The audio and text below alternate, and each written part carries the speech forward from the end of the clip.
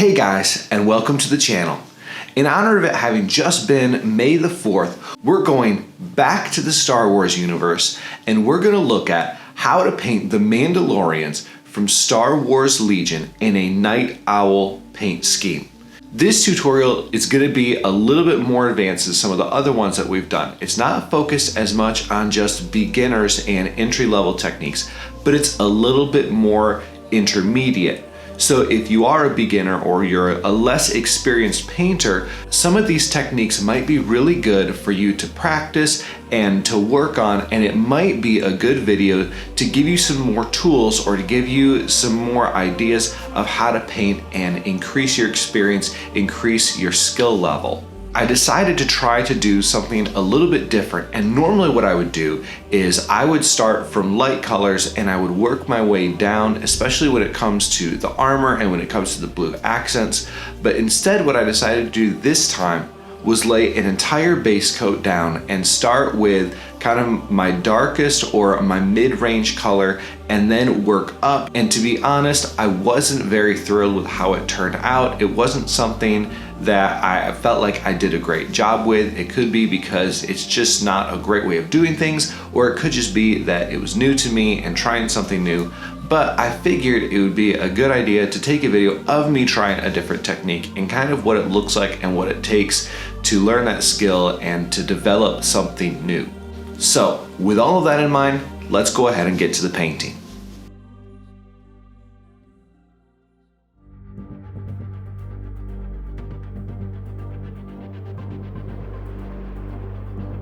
I'm base coating these pants and the undersuit in this nice petroleum gray. It's one of my favorite colors for doing gray clothing in because it kind of has a brown gray, like an earthy feel to it.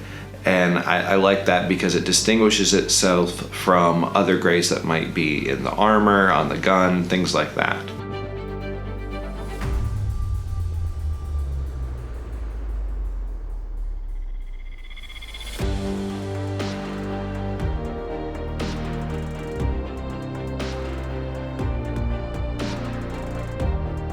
And like always, we're probably gonna have to come back over this a second time because we want it to be smooth, so we don't want to put it on super thick. We'd rather it kind of translucent.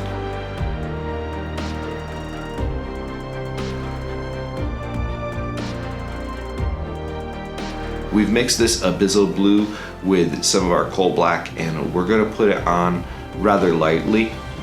Now what you could do is you really don't need to go over this a second time. You really could just leave it as it is, and it would help you probably later as you're building up highlights, because we're painting it off of a zenithal highlight, so it'll naturally create some of those highlights.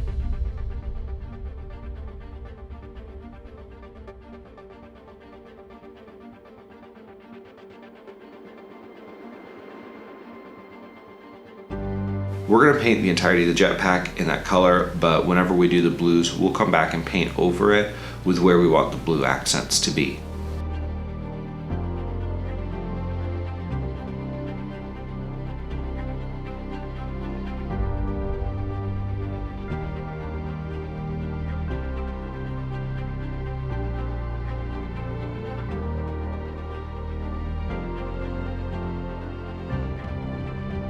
We need to be careful as we're painting this blue on that we paint it smoothly, but also we don't want to paint back over that armor and have to go and fix any mistakes that we make.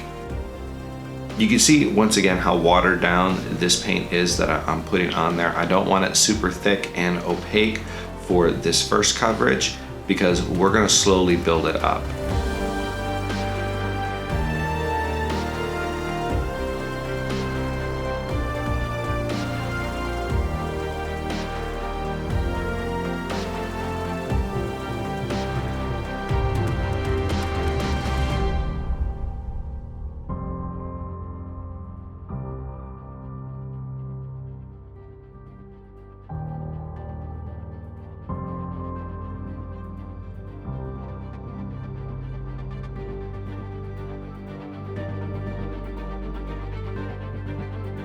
Put a second layer on in order to give it a more opaque finish.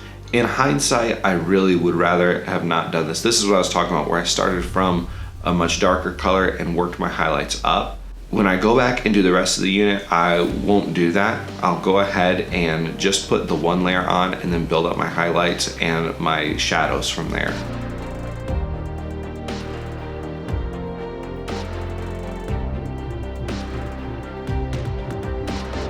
For our brown leather here, we do want a very opaque finish. We want to make sure, much like we did with the Undersuit, the Petroleum Gray, we want to make sure that it's a good solid finish.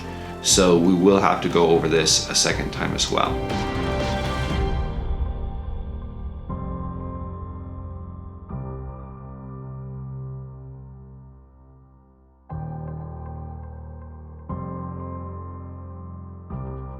In order to paint up the undersuit, we're just going to be adding increasing amounts of rainy gray into our petroleum gray until we actually finally get to a pure rainy gray highlight that we're only going to put on the very brightest spots, not even covering entire edges or ridges of the clothing, but just in the spot that is the highest and would create the most light. We're just catching all of these raised areas. We're catching the spots that should be just a little bit higher, a little bit brighter, and leaving the shadows alone. And as we add in more rainy gray, and we do this probably 3 or 4 times as we pass over this whole undersuit, we're just gonna shrink the area that we're doing it and focus more on the higher ridges and the higher areas. And it's gonna very slowly build color and build contrast.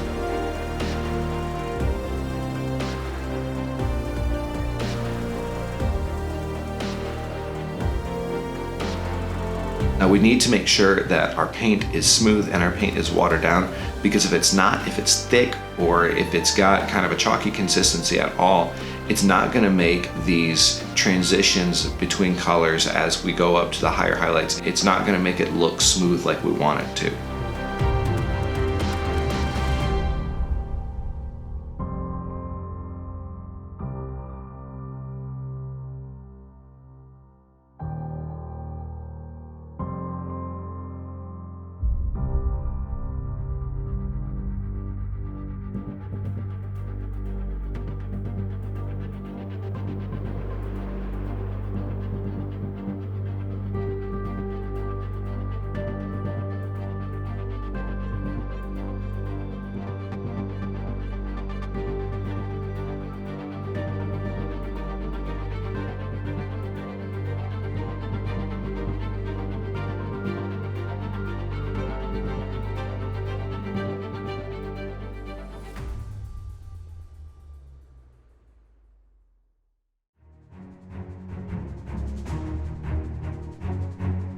We're also going to mix this orange leather into our brown leather, and just like we did with the undersuit, and like we're going to do with pretty much everything, is we're going to slowly add more of it and more of it as we build up these highlights.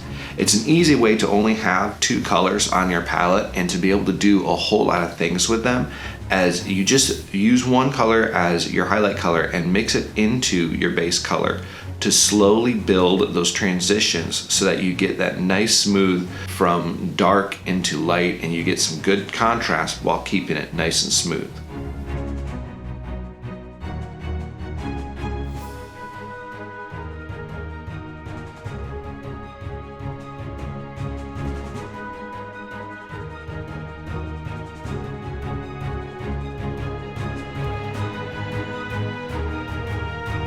You can see here as we come over a second time, we're simply just shrinking the area in which we're painting. And you'll notice with the leather that I tend to be a little bit more sketchy in how I draw my edges and things like that. And that's very purposeful because it's leather. I want it to look a little bit more worn, a little bit more natural, and not just super smooth and has kind of a weird unnatural look to it in that way. So we do a lot of stippling and a lot of moving the brush in ways that aren't just smooth linear lines.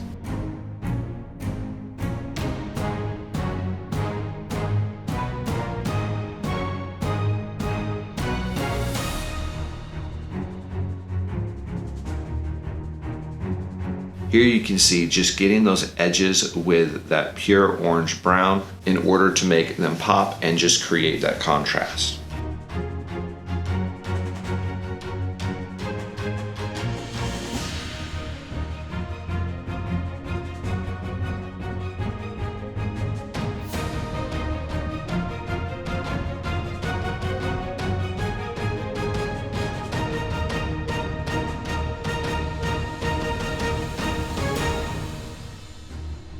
Now we're just going to wash all the leather down in the sepia ink in order to give it a leathery look. It just kind of brings all the colors together, as well as gives it that oily tint that we expect out of natural leather.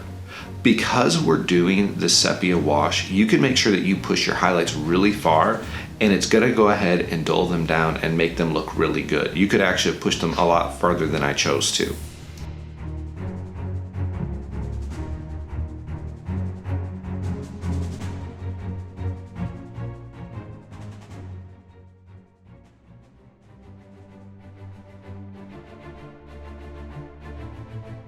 So much like everything else, we're just going to start adding in our Mediterranean blue into our Prussian blue slowly in stages.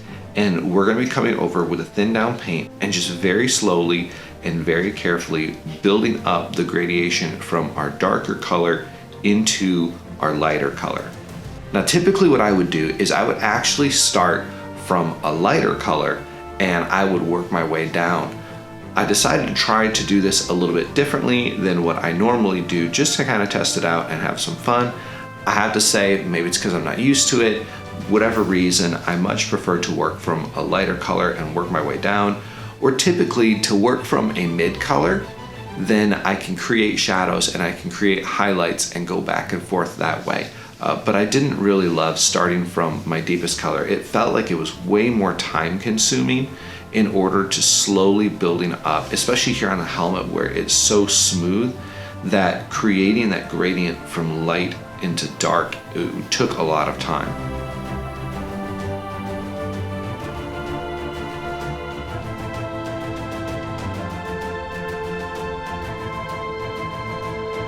You can see here I was playing around and I decided to make the jump much faster to a much more pure Mediterranean blue. And what I'm going to do is I'm going to create this rough highlight here, and then later I'm going to come back over it, and with our deeper color, our dark Prussian blue mixed with a little bit of our Mediterranean blue, I'm going to wash it down in stages. I'm going to use multiple glazes in order to blend that brighter looking Mediterranean blue into the other colors.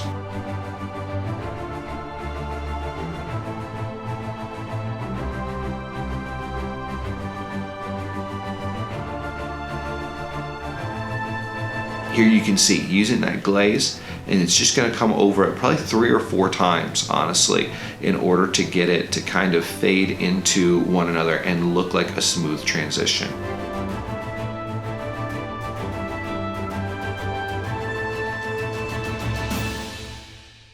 After we've gotten that smoother transition, we're just going to continue to build up, and you can kind of see, once again, this paint is not super thick. We want to make sure that it's pretty watery. We're being pretty sketchy here on the backpack, but we want to make sure that it's pretty watery so that it blends well. Once again, if it is really thick, then it's going to stick out. And that works sometimes for things like edge highlighting, things where you really want to create that stark, immediate contrast. But for this, we're trying to build it up really slowly.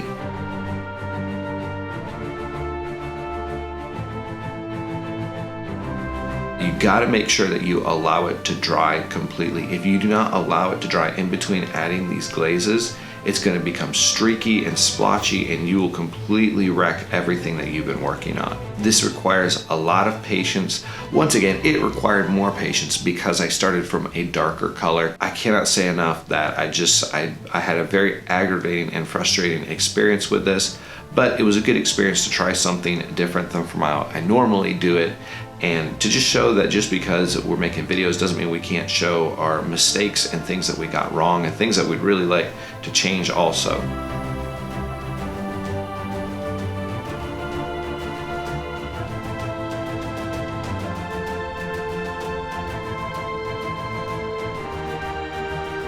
Here we've moved into much more of our sky blue added into the mix to really brighten it up and give us that feel. And you can kind of tell that I'm being more particular and a lot more careful of where I'm placing these highlights now.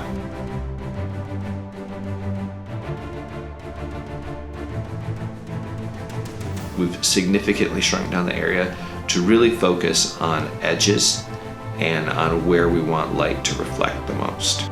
And there you can see the blue armor pretty much finished.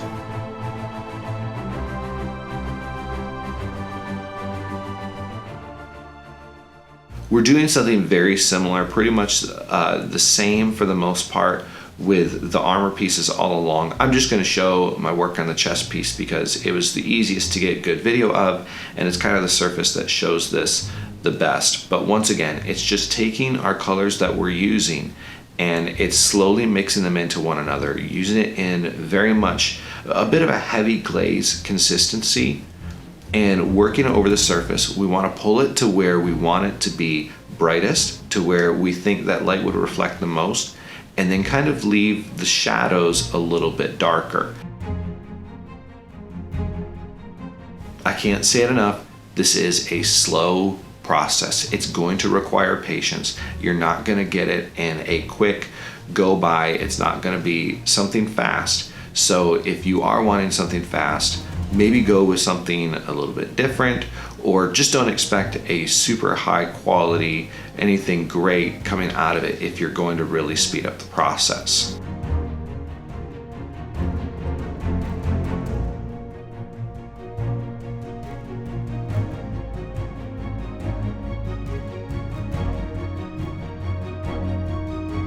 For those of you that are trying this technique, are using something similar to this for the first time, or you're new to it, it's a learning curve. So don't become frustrated with it. It definitely is something that can become aggravating, can be really just make you want to snap your paintbrushes in half and walk away from the model.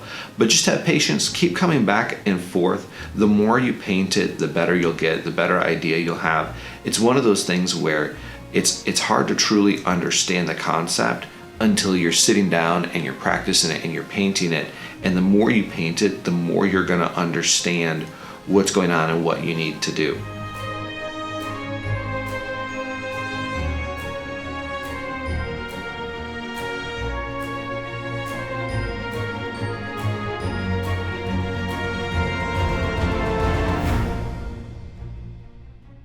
And that you want to make sure that you come by and you edge highlight all these edges of the armor, because light is going to catch on the edges. Even whenever it's in a shadow, if you look, you're going to see these reflections coming off of the edges where the light just catches it, but it might not catch the rest of that stuff. So make sure you come all along any edges you have and brighten those back up, because that's really going to help sell the effect.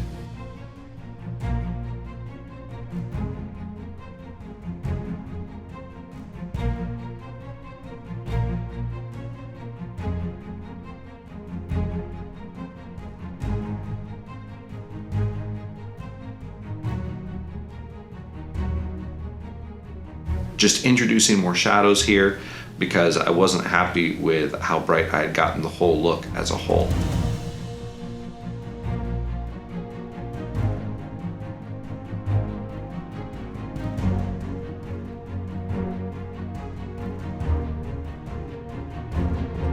And here you can see I'm glazing it down with my mid-tone in order to kind of bring it all together.